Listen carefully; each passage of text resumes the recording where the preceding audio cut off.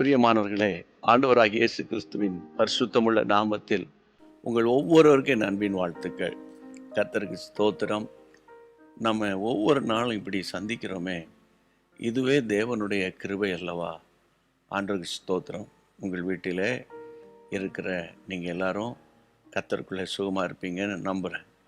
கர்த்தருக்குள்ளே சந்தோஷமாக இருப்பீங்கன்னு விசுவாசிக்கிறேன். ஆண்டவருக்கு மகிமை உண்டாகட்டும். இந்த நாளுக்குரிய தீர்க்க தரிசன வார்த்தை என்ன தெரியுமா? நான் வாசிக்கும்போது நீங்களும் உங்கள் வேதத்தை எடுத்து ஒரு கையில் ஒரு பெண் வச்சுக்கிட்டா ரொம்ப கூட நல்லாயிருக்கும். சரியா? நான் வாசிக்கிறேன்.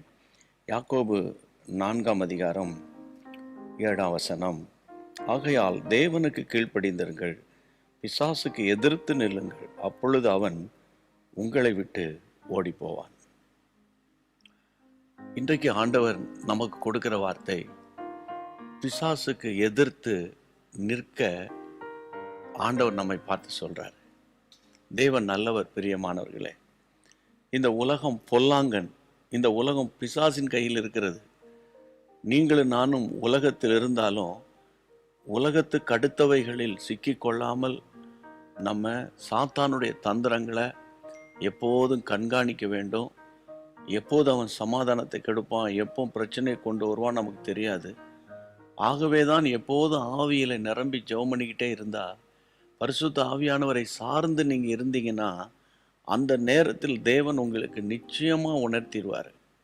இன்னொன்று, இங்கே வசனத்தில் யாக்கோபு சொல்லுகிறார், பிசாசுக்கு நம்ம எதிர்த்து நிற்கணும், பயப்படக்கூடாது. ஆமேன். அந்த எதிர்த்து நிற்கிறதற்கு ஒரு பலன் வேணும். அந்த பலன் எங்கே இருக்குது? அபிஷேகத்தில் தான் இருக்குது. ஆவியில் நிரம்பி ஜெபிக்கிற ஜெபத்தில் தான் இருக்குது. ஆகவே இன்றைக்கு காலையில் நீங்கள் கர்த்தருக்குள்ள நல்ல ஆவியில் நிரம்பி ஜெபம் பண்ணுங்க. சத்துருக்கு எதிர்த்து நீங்கள் நிற்பீங்க.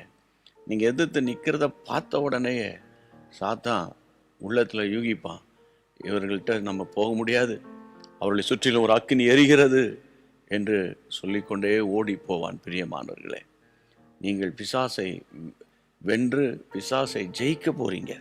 ஆமேன். ஆவியினால தான் பிசாசை நீங்கள் மேற்கொள்ள முடியும். நிச்சயமாக அப்படிப்பட்ட கிருபையை தேவன் உங்களுக்கு தருவார்.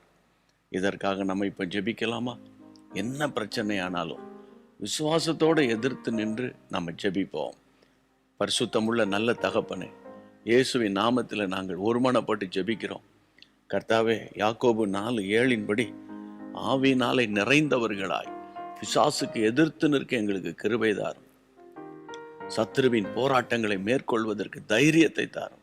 பிசாசை கண்டு மனம் தளர்ந்து போய்விடாதபடிக்கு, பிசாசை கண்டு கலங்கி விடாதபடிக்கு, பிசாசை கண்டு கர்த்தருக்குள்ளே புது பலனடைய கர்த்தர் உதவி செய்யும். உம்முடைய அன்பின் கரத்தில் ஒப்பு கொடுத்து நான் ஜெபிக்கிறேன் அப்பா. இந்த நாளில் இருந்து எந்த பிசாசை கண்டோ, எந்த போராட்டத்தை கண்டு உம்முடைய பிள்ளைகள் சோர்ந்து போக மாட்டார்கள். கர்த்தர் புது பலனால் நிரப்ப போகிறேன். அதற்கு கோடி ஸ்தோத்திரம். அதற்காக இப்பொழுதே நாங்கள் துதிக்கிறோம். வீட்டில் இருக்கிற அத்தனை பேரையும் கர்த்தர் பொறுப்பெடுத்துக் கொள்ளும். கர்த்தருடைய சமாதான நதியை போல ஓடட்டும். இயேசுவின் நாமத்தில் ஜெபம் கேளும் பிதாவே, ஆமேன். தேவன் நல்லவர், இம்மட்டும் நடத்தினவர், இனிமேல் உங்களை நடத்த போகிறார். நீங்கள் கேட்ட இந்த வார்த்தையை எத்தனை பேருக்கு ஷேர் பண்ண முடியுமோ அத்தனை பேருக்கு ஷேர் பண்ணுறதுக்கு நீங்கள் தயங்காதீங்க. தேவனுடைய கரம் உங்களோடு கூட இந்த நாள் முழுவதும் இருக்கும். ஆண்டவருடைய சமாதானத்தினால் உங்களை நிரப்புவாராக. God bless you. அன்பான தேவனுடைய பிள்ளைகளே, இச்செய்தி உங்களுக்கு மிகுந்த ஆசீர்வாதமாக இருந்ததென்று நாங்கள் நம்புகிறோம். தொடர்ந்து எங்கள் செய்திகளை கேட்டு கர்த்தருக்குள் ஆசீர்வதிக்கப்பட ஜீசஸ் மீட்ஸ் மினிஸ்ட்ரீஸ் என்கிற எங்கள் யூடியூப் சேனலை சப்ஸ்கிரைப் செய்யுங்கள்.